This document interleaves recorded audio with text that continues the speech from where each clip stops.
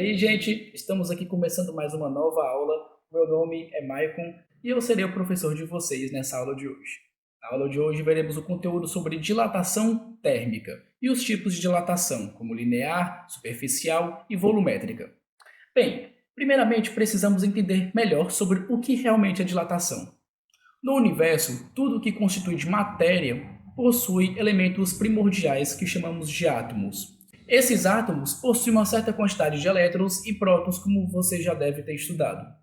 Se ele tem uma certa quantidade de elétrons diferente de um outro átomo que tem uma menor quantidade de elétrons ou maior quantidade, significa que eles são elementos diferentes. E esses elementos são os que comumente chamamos de, por exemplo, oxigênio, carbono, ferro, cobre e assim por diante.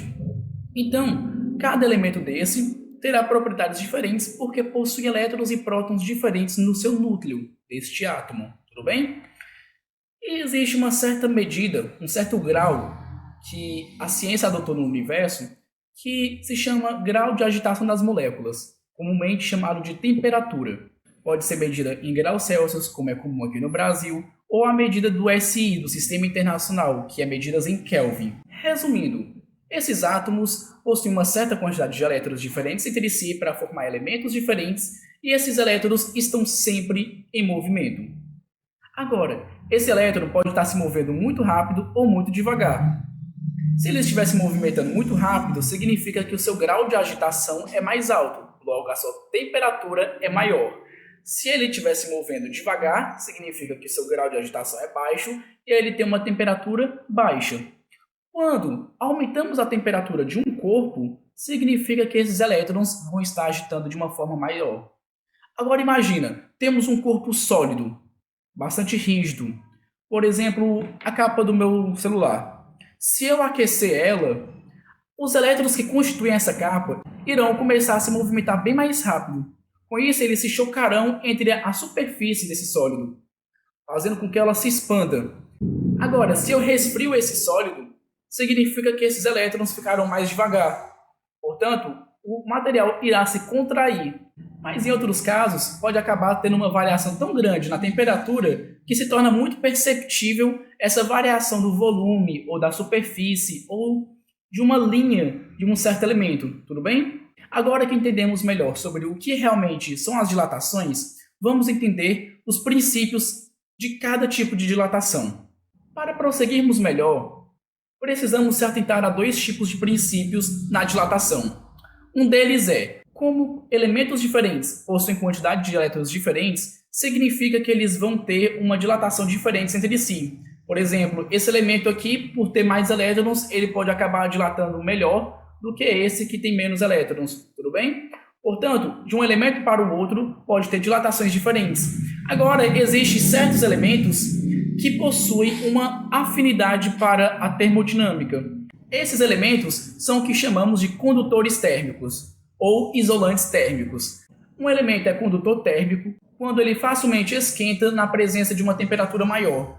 O elemento é isolante térmico quando ele tem uma certa dificuldade para aquecer quando ele é atingido por uma temperatura maior. Está sendo aí mostrado uma tabela com alguns elementos e mostra o coeficiente de dilatação desses elementos. Os coeficientes de dilatação que são maiores significa que esses elementos eles tendem a aquecer de forma melhor. E os que são menores, eles são basicamente isolantes. Eles tendem a aquecer de uma forma mais devagar. Prosseguindo a videoaula, na natureza, teremos corpos que são fluidos e teremos corpos que são sólidos. Esses corpos sólidos, eles podem ter a sua linha, o seu comprimento, no caso, a sua largura e a sua altura, né, a espessura dele, definidos. Portanto, se temos um ligamento de elementos do mesmo tipo, formando uma linha, significa que ele tem um comprimento ali bem definido. E essa é uma característica dos sólidos. Imagina que eu pego, por exemplo, uma linha de um segmento de elementos do tipo de ferro. E eu aqueço essa linha. Quando eu aquecer ela, à medida que o tempo passa, ela se manter constantemente aquecida, ela vai aumentar o seu comprimento. Se ela está aumentando o seu comprimento, ela está dilatando. Portanto, isso é uma dilatação linear, que vai ser feita para elementos que são sólidos. Agora, vamos imaginar um outro caso em que, em vez de eu ter uma linha, eu tenho uma superfície. Se eu tenho uma superfície, por exemplo, esse pedaço de papelão aqui, como o papelão é um elemento que acaba queimando muito fácil, vamos imaginar que ele é de ferro, tudo bem? Se eu aqueço essa superfície por uma certa quantidade de tempo e eu manter na mesma temperatura aquecendo ela, ela vai dilatar de pouco em pouco, à medida que o tempo passa. É assim que funciona, por exemplo, ligotes de ferro para fazer armaduras ou espadas e assim por diante. Quando aquecemos um ligote de ferro, estamos deixando ele mais mole, porque ele está aumentando a sua área de superfície. E então ele fica mais amolecido. Portanto, se batermos um martelo ali, conseguimos moldar facilmente a sua estrutura, podendo fazer partes mais finas, que vai ter um coeficiente de corte maior, e umas partes mais grossas para podermos, por exemplo, depois que resfriar, podermos pegar a espada. Ou podemos fazer alguma coisa mais útil no nosso dia a dia do que uma espada. Podemos moldar um pedaço de ferro, aquecendo ele em várias posições diferentes, para fazer uma peça de carro, por exemplo, que vai ser utilizado no seu veículo que você talvez tenha em casa, ou na sua moto. Além dessa dilatação da área, também temos a dilatação volumétrica, que essa já pode ser por fluidos ou por sólidos. Temos, por exemplo, uma calculadora. A calculadora aqui ela vai ter a medida de comprimento, vai ter a medida de largura e vai ter a medida de altura. Se eu aquecer ela, se ela fosse de um material mais resistente à temperatura, ela poderia dilatar nas 3 dimensões. E se essa calculadora for constituída totalmente do mesmo elemento, se eu aqueço ela, ela vai dilatar da mesma forma para as 3 dimensões. Eu também disse que os fluidos se encaixam nessa parte de dilatação volumétrica. Por quê? O fluido ele não tem um comprimento e uma largura bem definidos, mas agora o seu volume é totalmente bem definido, porque o líquido ou gás ele vai se moldar de acordo com o recipiente que ele está. Por exemplo, eu tenho esse meu vidro de perfume aqui. O líquido que está aqui, ele vai constituir exatamente essa superfície que ele consegue acompanhar aqui. Então ele vai ter esse volume dessa parte aqui embaixo. Ou até mesmo um pincel, que vai ter tinta aqui dentro, que a tinta é líquida, e ela vai se moldar de acordo com esse recipiente. Então a gente percebe que esses líquidos eles se adaptam de forma volumétrica. Ou um copo de água, por exemplo, também, que você escoa o líquido ali dentro e ele se molda em relação àquele copo. Só que antes ele estava numa garrafa, e ele estava moldado em relação àquela garrafa. Eu acho que deu para vocês sacarem a ideia.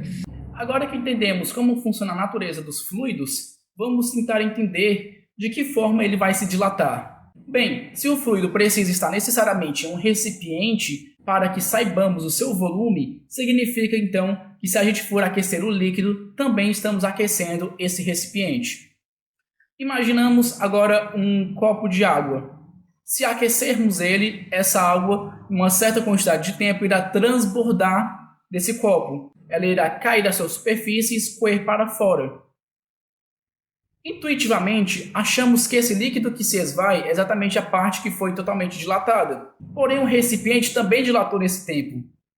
Logo, podemos concluir que a dilatação real deste líquido foi a dilatação que teve no recipiente, porque aumentou o volume do recipiente. Logo, a água que estava dentro ali também vai dilatar e preencher essa parte que ficou vazia pelo recipiente, mais a parte que transbordou. Portanto, uma dilatação real de um líquido é a dilatação do recipiente mais a dilatação aparente, que é exatamente a água ou o líquido ou fluido que escorre daquele recipiente. Mas como podemos calcular a dilatação de um certo recipiente? Vamos lá. Temos a dilatação linear. A dilatação linear vai depender essencialmente do comprimento inicial. Por exemplo, temos uma linha que mede 5 centímetros inicialmente, feita pelo material de ferro. Então vai depender do comprimento inicial para sabermos a variação desse comprimento, que vai ser o delta L, delta linear, tudo bem? Igual a o comprimento inicial, um L0 ou Li, vezes o coeficiente de dilatação daquele material, nesse caso é o ferro, vezes a variação na temperatura que sofreu. Como assim? Vamos supor que temos uma linha de ferro de 5 centímetros que inicialmente está a 20 graus Celsius. Eu aqueço ela até 70 graus Celsius, ou seja, teve uma variação de temperatura aí de 50 graus. Enquanto isso vai dilatar aquele material. Então, vamos pegar exatamente o comprimento inicial dele, que é 5 centímetros, vezes o coeficiente de dilatação do ferro, que tem tabelado. Geralmente, uma questão, um exercício vai dar para vocês essa informação de qual é o coeficiente de dilatação, vezes a variação na temperatura, que foi de 50 graus. E vai servir da mesma forma para a dilatação superficial, só que em vez de ser um delta L linear, vai ser um delta A, um delta da área superficial. E vai ser, então, igual à área inicial daquela superfície, vezes beta, que é o coeficiente de dilatação superficial, vezes a variação na temperatura que aquele elemento sofreu. E vamos ter, por último, a dilatação volumétrica. Teremos, então, o ΔV, que é a variação do volume, igual ao volume inicial do recipiente, vezes gama, que vai ser exatamente o coeficiente de dilatação volumétrica daquele elemento, vezes a variação da temperatura. Para entendermos melhor como se relaciona alfa, beta e gama, temos exatamente o seguinte esquema que está aparecendo aí na tela, onde o alfa é o coeficiente linear, o beta será 2 vezes o coeficiente linear e o gama será 3 vezes o coeficiente linear, sempre assim. Então, geralmente, se tivermos na questão uma dilatação volumétrica e ela der o coeficiente de dilatação linear daquele elemento, teremos que multiplicar essa dilatação por 3 para termos a dilatação real daquele recipiente. E para finalizarmos a aula, vamos ver aqui alguns exemplos de como se aplica a dilatação no nosso dia a dia. Citarei 2 casos aqui, um deles a dilatação em trilhos, que essa geralmente é usada em sala de aula para explicar esse conteúdo, que é quando temos os trilhos do trem, e os trilhos eles são espaçados por um espaçozinho curto, que serve justamente porque aquele trilho tem uma incidência muito forte do Sol, dos raios solares, e à medida que o dia passa, ele pode dilatar um pouco. E à medida que o dia passa, por exemplo, de manhã e de tarde, quando ele vai receber maior incidência do Sol, esses trilhos vão se dilatar e esse espaço serve justamente para que eles não se choquem, porque esse chocamento pode causar algum defeito no trilho. E à medida que passa a noite, ele resfria e ele vai diminuindo essa dilatação novamente e volta ao estado normal. Um outro caso é, por exemplo, um pote de vidro com uma tampa de plástico. Nesse caso aí, o vidro ele tem baixa condução térmica, ou seja, o seu coeficiente de dilatação ele é baixo, e o plástico tem um pouco mais elevado. Quando não conseguimos abrir esse pote, tudo o que precisamos fazer é botar esse recipiente em contato com água quente, porque assim a tampa dilata mais do que o recipiente de vidro.